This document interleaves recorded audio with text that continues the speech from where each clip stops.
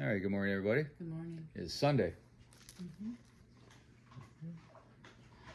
All right, today is part 1, God's good news. Romans chapter 1, starting at verse 8. Let me say first that I thank my God through Jesus Christ for all of you, because your faith in him is being talked about all over the world.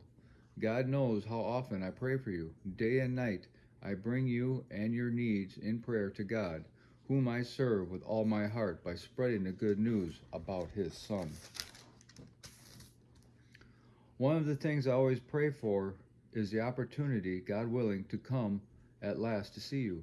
For I long to visit you so I can bring you some spiritual gift that will help you grow strong in the Lord. When we get together, I want to encourage you in your faith, but I also want to be encouraged by yours. I want you to know, dear brothers and sisters, that I planned many times to visit you, but I was prevented until now. I want to work among you and see spiritual fruit, just as I have seen among the other Gentiles. Now the commentary for that section. Paul used the phrase, I thank my God through Jesus Christ, to emphasize the point that Christ is the one and only mediator between us and God. Through Christ, God sends his love and forgiveness to us. Through Christ, we send our thanks to God. See also 1 Timothy chapter 2, verse 5. The Roman Christians at the Western world's political power center were highly visible. Fortunately, their reputation was excellent. Their strong faith was making itself known around the world. When people talk about your congregation or your denomination, what do they say? Are their comments accurate? Would you rather they notice other features? What is the best way to get the public to recognize your faith? When you pray continually about a concern, don't be surprised at how God answers. Paul prayed to visit Rome so he could teach the Christians there.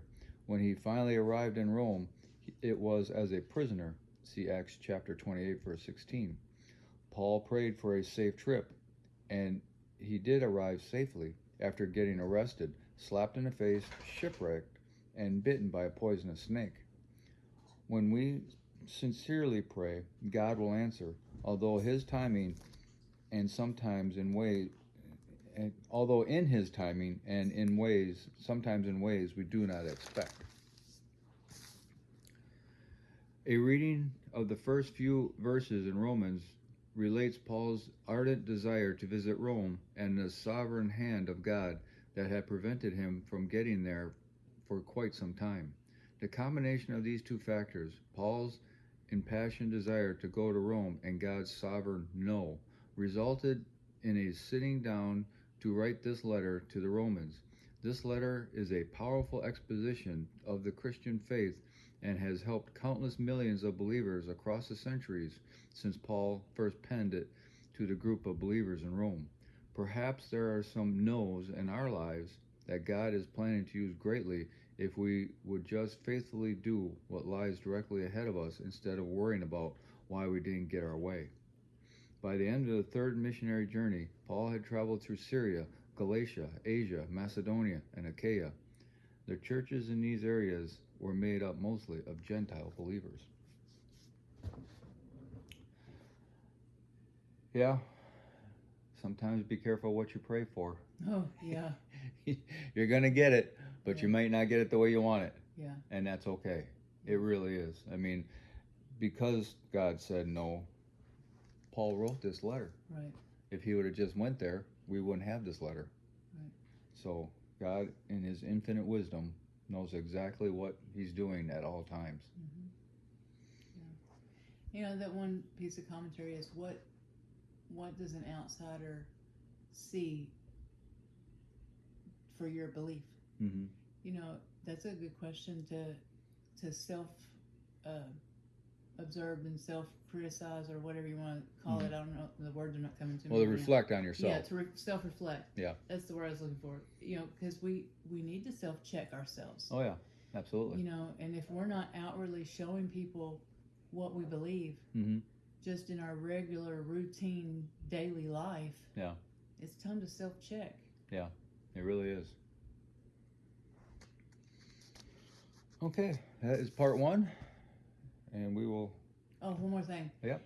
He also again put in writing that Jesus is the Son of God. Yeah. And that was not a common belief then either. Right.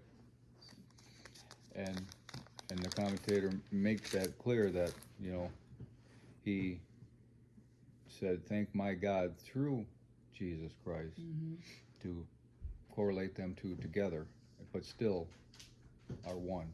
Right. And yeah, that's a very, very difficult thing for a lot of people, even now, to grasp. Yeah. But it is the truth, and it's written right here all the time, and people just kind of do a lot of mental gymnastics to say, well, he was a prophet, he was he was guy, this, that, and the other thing, but no, he was the Son of God. He's in the book, big holy book. He's the Son of God. Yeah. Okay. Hope everybody has a glorious day, and we'll talk to you later.